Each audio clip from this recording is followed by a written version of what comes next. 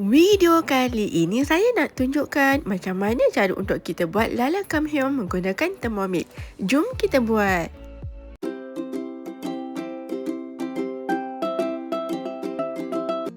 Mula-mula sediakan lala dan letakkan garam.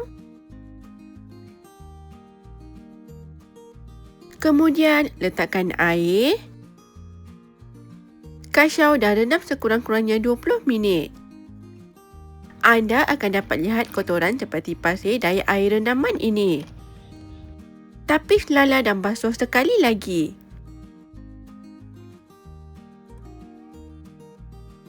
Masukkan bawang merah, kemudian masukkan bawang putih, masukkan cili merah kecil, kemudian masukkan udang kering yang direndam.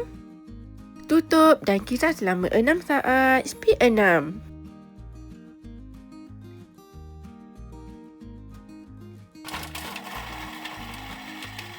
Dah siap. Scrape down guna spatula. Kemudian masukkan minyak masak. Masukkan serai yang diketuk. Masukkan daun kari.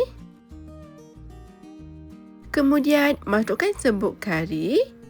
Tutup dan tumis selama 6 minit suhu 120, speed 1. Dah siap.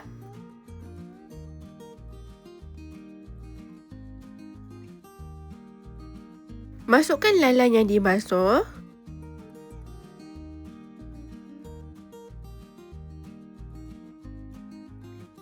Kemudian masukkan sos tiram.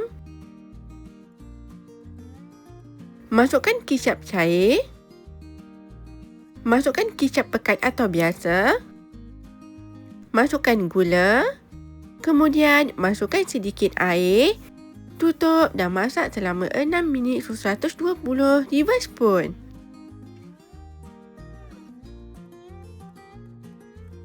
Dah siap. Mudah kan?